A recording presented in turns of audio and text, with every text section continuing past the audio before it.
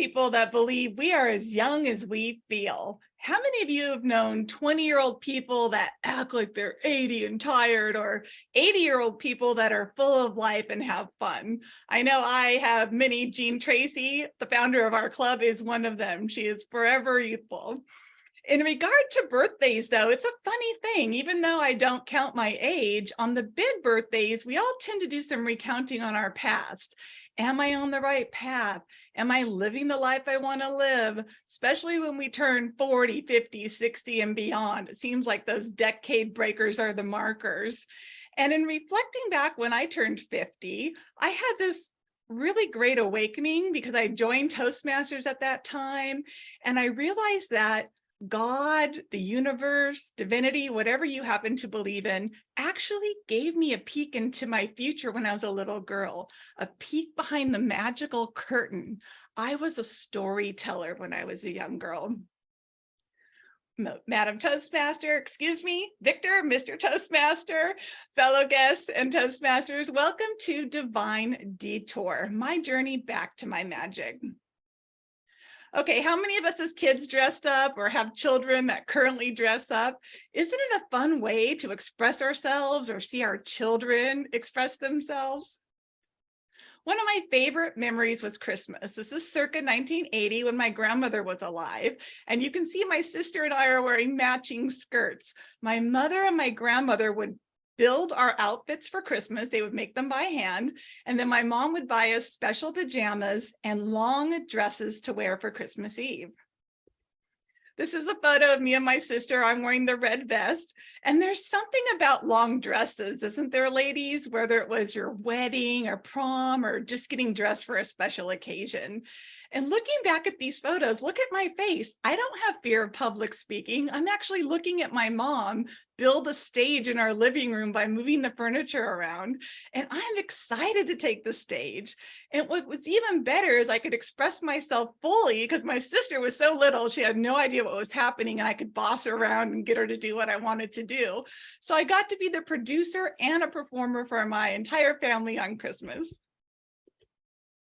My second experience, we did a square dance. I am the tall one with the mustache, yes. My grandmother, my mom's mother, which many of you, first icebreaker, she played the accordion. I called it her magic box of in and out and play a keyboard while she sang and danced. I mean, that was incredible magic in and of itself. Well, every year my parents would take us to spend one entire week at Lake Isabella with my grandparents, and cousins came, and we decided instead of like our typical Christmas performances, we were going to do a professional square dance. My grandmother dressed the girls in her skirts. They pulled them up and cinched them with the belt, and they all wore pearls. And Deanna and Danae and I, we dressed up as men with our glasses and our mustaches. And when our parents came to pick us up, it was truly magical. We transformed the patio with bales of hay, and we moved the furniture around. And when our parents came into the back and sat down, they were just in shock as my grandmother started the accordion, take a bow and a curtsy to, and do-si-do, and away we go. And we did this fantastic square dance for my parents. So in recounting that memory, I realized, okay, where did I start to get lost? It was circa 2000. I was making magic for other companies. I had fantastic jobs. I truly am grateful for them and I loved them, but something was always missing. Something felt like off. I had all my bases covered. I had a place to live. I had money, but something inside felt off. Then, circa 2012, many of you know I suffered from thyroid cancer. And what's funny about divine detours is if you don't correct your path, the universe or God will do it for you. I was running myself ragged. I was traveling the United States as a sales trainer.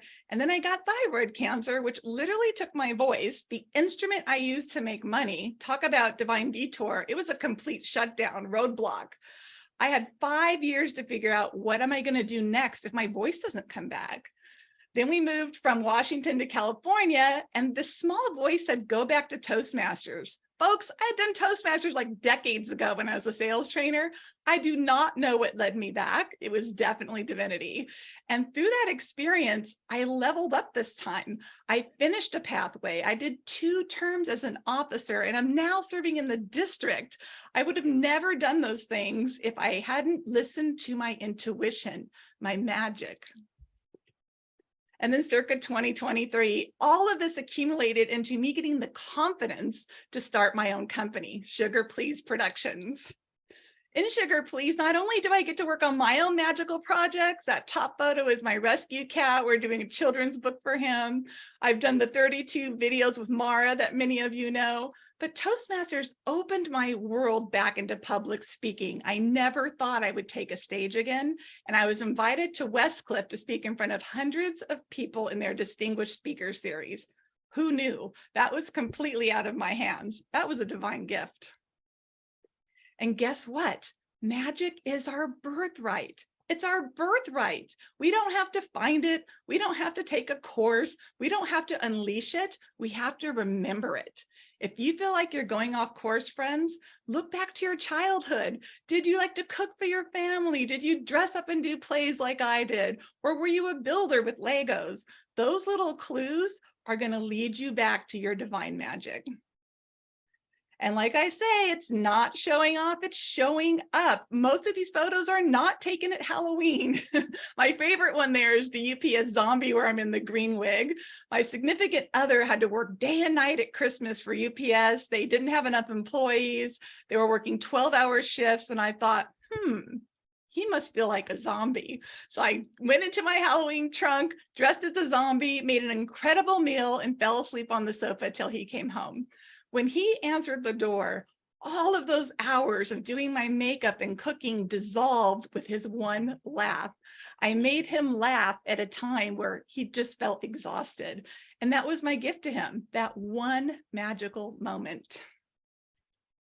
Victor talked about the power of persistence. We have to be persistent for our dreams. Life is meant to be a distraction. We learn our lessons in the distractions, but we have to come back to who we are and give our magic to the world, because I believe it is our birthright. So friends, you have magic inside of you. Isn't that great news? You don't have to go find it. So if life did put you on a divine detour and you are feeling a little off, remember, go back to your childhood, think about the things you love to do, and please make magic today.